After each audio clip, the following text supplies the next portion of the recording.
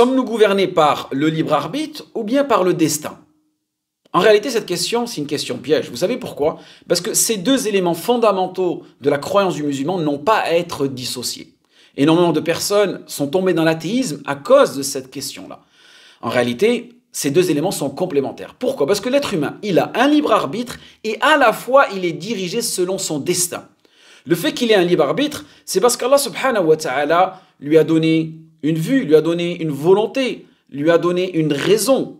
Et donc, il va utiliser ses cinq sens pour pouvoir distinguer le bien du mal, pour pouvoir distinguer ce qui lui est profitable et ce qui lui nuit. Et ainsi, à travers cette volonté, il va pouvoir choisir ce qui lui convient. Et c'est pour cela qu'Allah subhanahu wa ta'ala, pour nous tester, à travers ces cinq sens qu'il nous a octroyé cette volonté, il va nous imposer des ordres, des interdictions.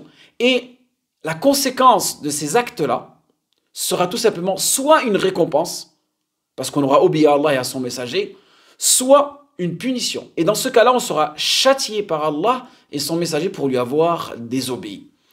Quand on fait que l'être humain, il est dirigé, c'est parce qu'en réalité, il ne sort pas avec ses actes et ses paroles de la prédestination d'Allah subhanahu wa ta'ala et de la volonté universelle d'Allah subhanahu wa ta'ala. Allah nous dit dans le Coran, Ma asaba min musibatin fil ardi wala fi anfusikum illa fi kitabi min qabli an nabra'aha inna dhalika 'ala Allahi yasir. Nul malheur atteint la terre ni vos personnes sans que cela ne soit enregistré dans un livre avant que nous l'ayons créé. Donc tout cela a été mentionné, tout cela a été enregistré avant même que cet acte-là a été créé, avant même que cet acte-là soit effectué par ta propre personne. Et cela est certes facile à Allah subhanahu wa ta'ala.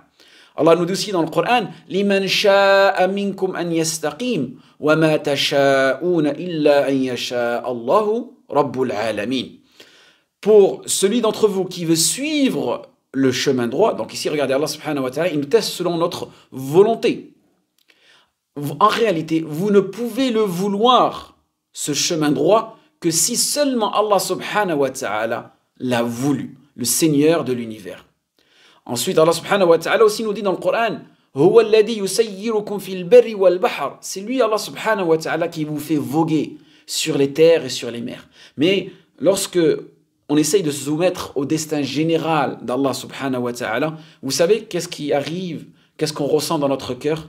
On ressent du négativisme, du pessimisme. On pense systématiquement que Allah subhanahu wa ta'ala en réalité nous veut du mal, ou que Allah subhanahu wa ta'ala veut notre perte, et que ce qui nous arrive en réalité c'est parce que Allah il nous l'a voulu. Est-ce que toi-même tu es allé piocher dans la table gardée? Est-ce que tu es allé toi-même observer ce qu'Allah subhanahu wa ta'ala a écrit pour toi avant même que tu aies créé cet acte? Non. Donc pourquoi en réalité tu penses